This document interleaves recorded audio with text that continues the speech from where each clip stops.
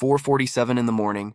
Austin, Texas, a man named David stands inside a 16-foot box truck with a grease-stained apron already tied around his waist. He hasn't served a single customer yet. He won't for another 6 hours. But the propane is already burning. The fryer oil is climbing toward 375 degrees. And his phone has 4 notifications from the city, permitting office about a parking reassignment downtown. By 2 hours this afternoon, David will have earned somewhere around $1,140 in gross sales from a corner near the University of Texas campus. He'll keep roughly $194 of that. If you asked him whether he'd do it again, he'd pause longer than you'd expect. That gap between the gross number and the take-home number is the entire story of this business. A food truck looks like a restaurant. Without the overhead, it isn't. It's a restaurant with different overhead, bolted to a depreciating vehicle, powered by a generator that burns fuel whether customers arrive or not, and it's governed by a permit system that treats you like a nuisance the city hasn't quite figured out how to regulate. You're not avoiding the cost structure of a sit-down restaurant. You're swapping one set of financial pressures for another set that travels at 60 miles an hour and stalls on Interstate 35 during morning rush. The people who thrive in this business understand that distinction before they sign anything. The people who fail usually don't learn it until month 9, when the generator dies and the savings account is already empty. Most people who research this business start with the vehicle. That's the wrong place to start, but it's where the sticker shock feels smallest, so it seems safe. A second-hand truck with a kitchen already installed runs somewhere between $28,000 and $85,000. The range is enormous because condition varies wildly from one listing to the next. $32,000 truck from a 2019 Craigslist listing in Houston might come with a functional griddle, a working exhaust hood, and a generator with 4,700 hours already logged. That generator is approaching the tail end of its useful service life. You won't discover that until it quits. During a Friday lunch service in September, the replacement runs 4,800 installed, plus the revenue you lost while the truck sat dark for 5 days, waiting on the part. A custom-built truck from a fabricator like Prestige Food Trucks or Cruising Kitchens starts around $85,000 and climbs past $200,000 depending on the interior, layout, and equipment spec'd out. That price covers stainless steel interior walls, a properly rated Ansel fire suppression system, and plumbing that passes inspection on the first visit. It also includes a generator matched to the actual electrical load you intend to run. You also get a manufacturer warranty that a second-hand purchase simply doesn't include. But most first-time operators land between those two extremes. They locate a used chassis with a reliable engine and transmission, then strip the kitchen interior and rebuild it from bare metal to meet current code. That path runs $75,000 to $130,000. Once you count everything, the suppression system install alone costs $5,400 to $11,000. A 3-basin sink with fresh and gray water tanks runs $1,800 to $4,200. The vinyl wrap and exterior signage adds $2,800 to $6,000. A point-of-sale terminal with card reader and receipt printer adds $450 to $4,600. Add a $1,200 first aid kit and fire extinguisher package because the health inspector will ask for it on day 1 and will not proceed without it.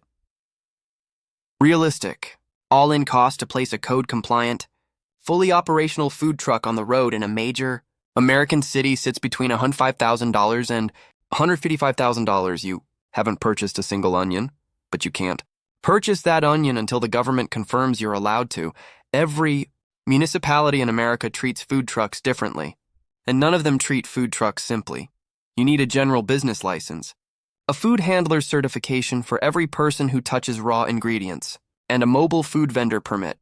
You also need fire department inspection clearance, health department inspection clearance, and in most cities, a separate parking authorization for each location where you intend to open the window.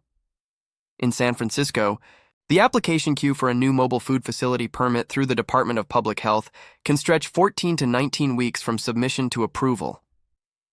That's just the wait.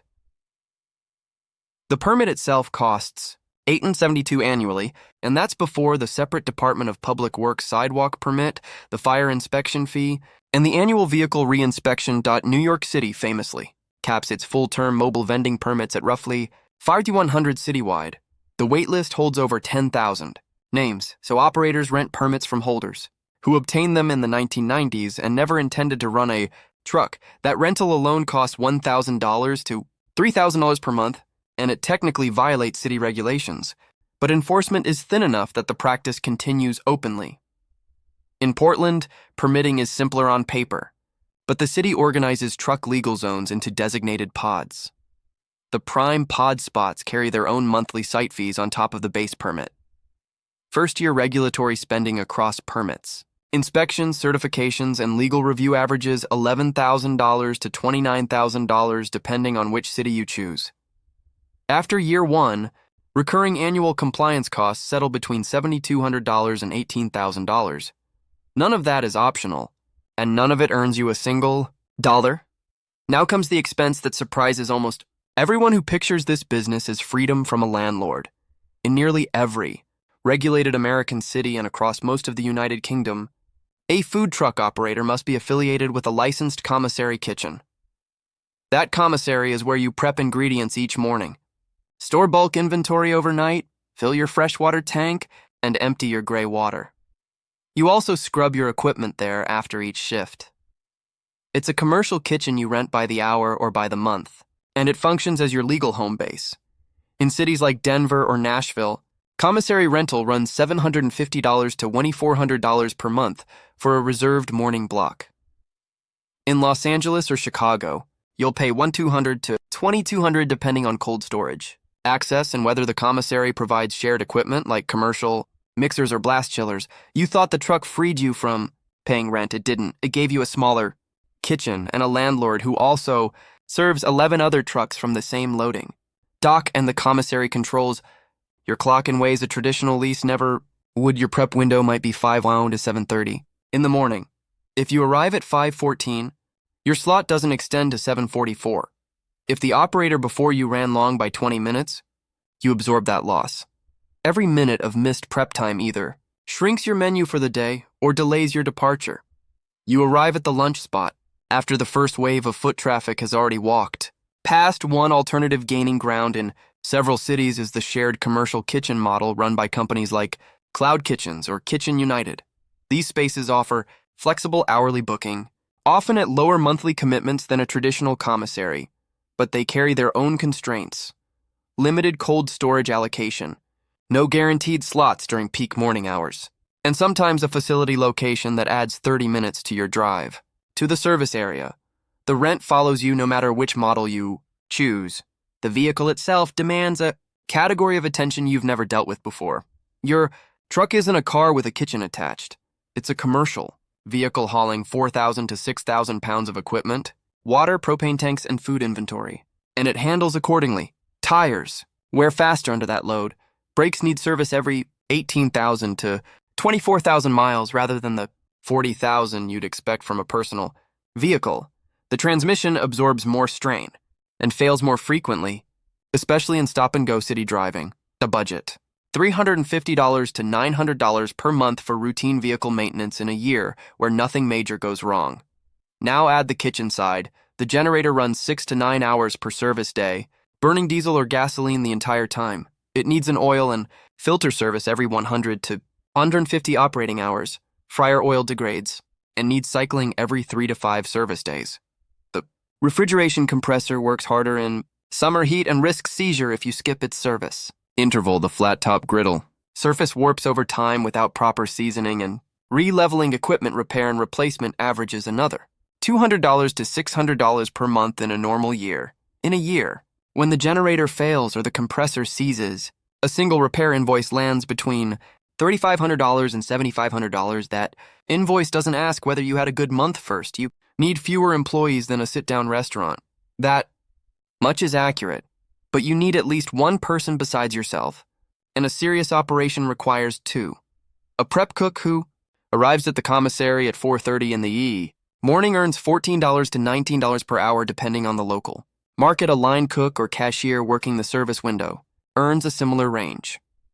Once you factor in employer-side payroll taxes, workers' compensation premiums, and any benefits you offer, the fully burdened cost per employee hour lands between 18 and 26. A 2-person crew working 8-hour shifts 5 days a week costs you $3,700 to $5,400 per month in total labor expense. If you're the owner-operator, doing the cooking yourself, your labor looks free on paper. It isn't free in practice. Every hour you spend assembling sandwiches is an hour you're not booking catering contracts, scouting higher traffic parking locations, or negotiating event vendor slots for the weekend. Your hands are cheap inside the kitchen. They're expensive. Everywhere outside it, total payroll, including your own implied draw runs between 28 and 34% of gross revenue for a disciplined single truck operation. Before any of those costs matter, you need to understand the decision that controls more of your financial outcome than any other single variable. Your menu. The instinct every new operator has is to offer variety. More items means more appeal. 12 options instead of 5 means someone in every group finds what they want. On paper, it makes sense.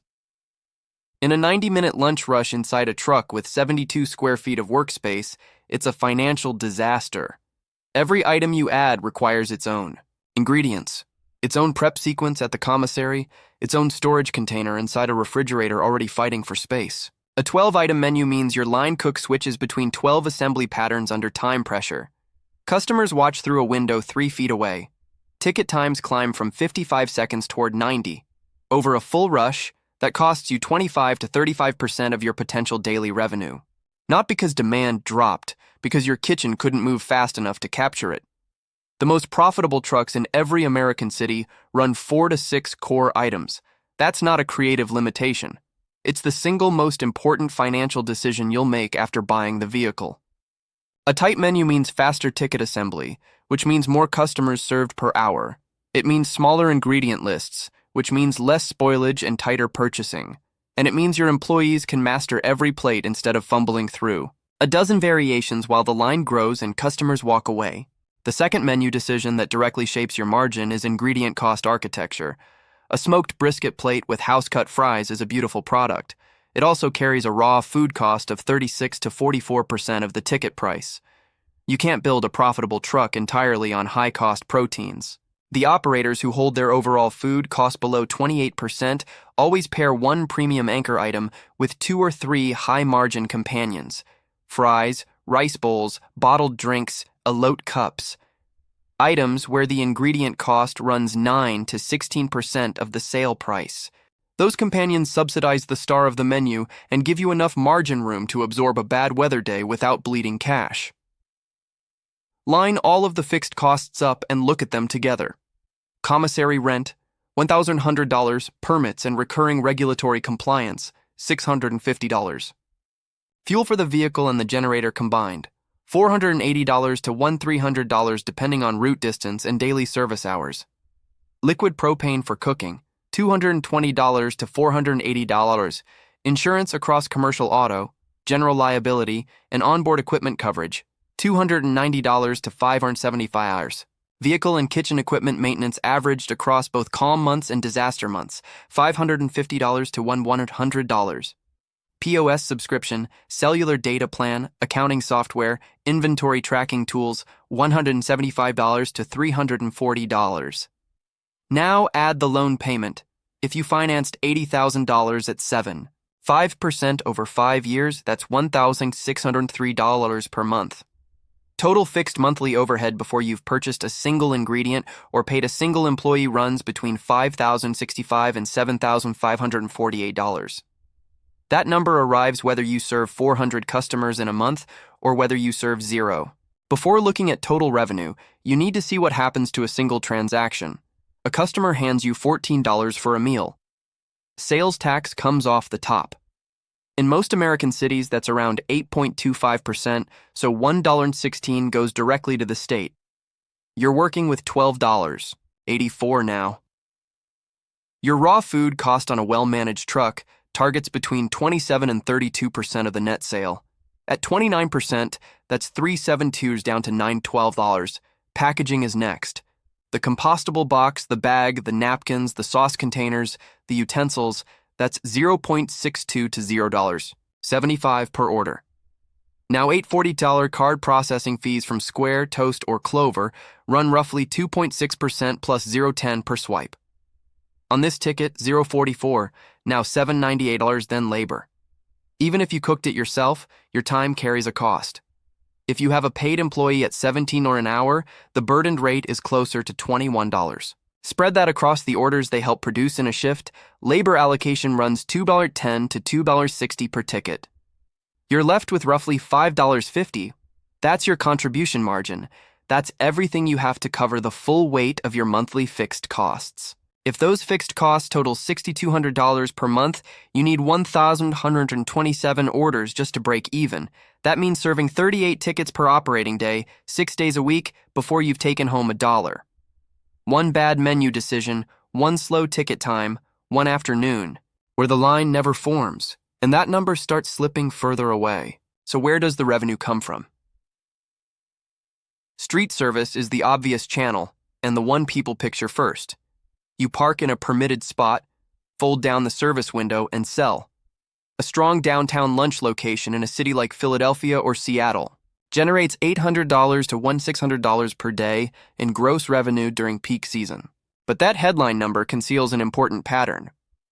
Somewhere between 58 and 72% of your daily street income arrives inside a single 90-minute window, roughly 11:30 in the morning to 1 hour in the afternoon. Outside that window, the sidewalk empties. Your entire day's financial outcome depends on how many tickets you push through during those 90 minutes. If your average order takes 55 seconds from greeting to handoff, you serve roughly 98 customers during the rush. If it takes 80 seconds, you serve 67. That 25-second difference per ticket costs you between $380 and $430 in daily gross at a $14 average ticket. Same truck, same corner, same weather. The difference is menu complexity and kitchen choreography, nothing else. This is why the most successful operators run 4 to 6 items, not 12. A short menu means faster assembly, tighter inventory, less spoilage, and a kitchen where every movement flows from prep to plate without anyone reaching over anyone else. Every item you add to the board costs you seconds per ticket. Over a 90-minute window, those seconds become hundreds of dollars. Now the second channel. Corporate catering removes nearly every variable that makes the street volatile. A pre-booked lunch for a tech company or a law firm means you know the head count and the menu. You collect a deposit in advance and serve indoors regardless of rain or wind. Net margins on a structured catering contract consistently run 22 to 36%. 2 regular corporate clients each booking twice a month adds $4,000 to $8,000 in monthly revenue at margins the street will never touch. Third channel is events. A weekend. Music festival or a large Saturday farmers market can gross $3,000 to $14,000 over 2 days. But the event organizer collects a flat vendor fee of $400 to $2,500 plus a revenue share of 15 to 25% of your gross. And you pre-purchase inventory based on an attendance forecast that doesn't always prove accurate. A rained-out Saturday means $2,000 in protein already purchased, now sitting in the freezer instead of on a plate. The fourth channel is one that most breakdowns ignore entirely. Third-party delivery apps, DoorDash, Uber Eats, and Grubhub all onboard food trucks in major metro areas. The platform takes a commission of 15 to 30% per order. That fee guts your already slim margins on food cost. But delivery orders arrive during dead hours between 2 hour and 5 hour in the afternoon, when the truck would otherwise idle burning nothing but insurance and loan interest. If you price your delivery menu 18 to 22% higher than your walk-up window, to absorb the platform commission, delivery becomes a net positive layer built on hours you'd otherwise waste. Ignoring it means leaving revenue on the asphalt. Weather isn't a nuisance for this business. It's a structural risk. A heavy rain day in any major North American or European city cuts street walk-up traffic by 65 to 85%. People will not stand outside in a downpour to wait for a sandwich. Extreme heat does something different. When outdoor temperatures push past 96 degrees Fahrenheit, common across the southern states from June through September, walk-up traffic drops 40 to 55%. Potential customers retreat indoors. Meanwhile, your kitchen interior climbs past 115 degrees. Your refrigeration struggles to hold temperature. Your staff faces genuine heat exhaustion risk inside what is essentially a steel box over open flame. Winter brings a different version of the same problem. In northern cities like Chicago, Boston, Minneapolis, and Toronto, food trucks lose 35 to 55% of their street revenue between November and March. The sidewalks are empty. But your commissary rent didn't take the winter off. Your insurance premium didn't take the winter off. Your loan payment did not pause because the temperature dropped below freezing. This is why serious operators either build a catering book heavy, enough to carry the cold months, or stockpile a reserve during summer, 3 to 4 months of fixed overhead and cash is the minimum. The operators who skip that step arrive in January with full expenses and a fraction of the income. That's the month the business dies if it's going to die. Now, stack every number in one place. During a solid peak season month, a single owner-operated truck in a mid-tier American city with 2 catering bookings and 1 weekend event grosses around $32,000 to $38,000 food. Cost at 29% takes $9,700 of labor. For one part-time employee plus your own implied draw takes $80,400 or fixed overhead takes $6,300 loan. Payment takes $1,603 net profit for the month lands between $5,400 and $7,200 annualize. That in the picture looks encouraging. Somewhere around $65,000 to $86,000, but you don't get 12 peak months. You get 6, maybe 7. The remaining months bring revenue down to $16,000 to $22,000, and your fixed costs barely shift. A realistic blended annual take-home for a disciplined owner-operator sits between $42,000 and $63,000. Divide that by the hours you actually invest, roughly 62 per week across prep, transit, service, cleaning, and bookkeeping. Your effective hourly rate lands between 13 and 19. The industry average net profit margin for a food truck in America hovers near 7 to 8%. Top performers push it to 12 or 14% by controlling food costs below 27% and running catering revenue above 30% of their total mix. Payback on your initial $110,000 investment at a 9% net margin requires roughly 38 to 46 months, nearly 4 years before the truck is genuinely yours. At some point, a profitable owner-operator starts thinking about a second truck. The logic feels clean. 2 vehicles, 2 locations, double the revenue. It doesn't work that way. When you run one truck yourself, you control every variable in real time. You see the inventory, you taste the food, you watch the line and adjust your pace. The moment you add a second truck, you need someone else doing all of that, without you standing next to them. A qualified shift manager in a city like Denver or Atlanta earns $16 to $23 per hour. You also need a system for splitting inventory between 2 commissary prep sessions and coordinating 2 separate parking permits. Maintaining consistent quality across 2 locations you can't physically visit at the same time is harder than it sounds. Gross revenue does increase, but so do your management hours, your labor cost, and your insurance premiums, and the probability that a bad decision on the truck you're not driving costs you a week of customers goes up considerably. The operators who scale successfully almost never do it by adding trucks. They use the original truck as proof that the concept works. Then they transition into a model with more predictable economics. Brick and mortar location with steady, daily foot traffic and no weather exposure. Dedicated catering kitchen that supplies corporate clients who pay deposits in advance. A consumer packaged product. A bottled sauce or a frozen meal line that earns revenue in a grocery store aisle while you sleep. The truck was the prototype, not the factory. That distinction separates the operators who build something durable from the ones who burn out trying to replicate a model never designed to multiply. Every business has specific ways it fails. A food truck has 4, and you need to see all of them before you commit your capital. First, mechanical failure of the vehicle. A blown transmission or a cracked engine block arrives without warning and costs $6,000 to $12,000 to repair. If you don't have that in a dedicated reserve account, you're dark for weeks while you gather the funds, or you're layering high-interest debt on top of the financing you already carry. Either path compresses your margins for years. Second, permit loss. A failed health inspection, a lapsed fire certification, an expired parking authorization. Any one of these can pull you off the road for days or weeks. In New York, a single critical health code violation can suspend your permit for 30 days. That's a full month of zero revenue against a full month of unchanged fixed costs. Third, weather dependency, which we've already covered. 8 to 12 consecutive bad weather days in a single month can erase your entire profit and push your cash position negative.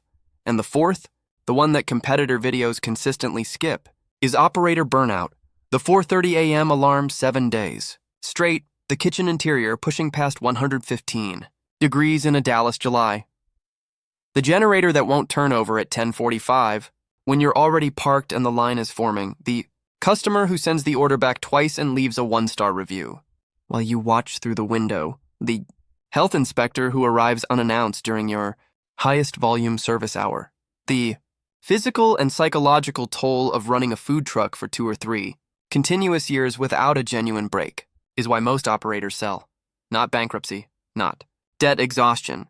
They sell trucks that were still profitable because the owner no longer had the capacity to keep operating. That failure mode never appears in a spreadsheet, and it ends more food truck careers than weather and mechanical failure combined. A food truck is a viable business for a very specific individual, someone carrying at least $35,000 in liquid reserves, beyond the purchase price of the vehicle, someone prepared to work 60-hour weeks for 18 to 24 months before margins genuinely stabilize, someone who builds a catering pipeline starting on day 1, not after street revenue disappoints them, someone who treats the truck as a platform to validate a concept, not as a permanent business model. The operators who survive long enough to build real equity almost always transition. They open a brick and mortar location, or they pivot the truck into a dedicated catering operation, or they develop a packaged retail product built on the menu that earned them a following from the window. The truck was the proving ground, not the final destination. For that person with that specific discipline, the numbers work, barely, and only with constant attention to cost. For anyone else, it's a $110,000 lesson in exactly how thin a margin can stretch before it stops existing altogether.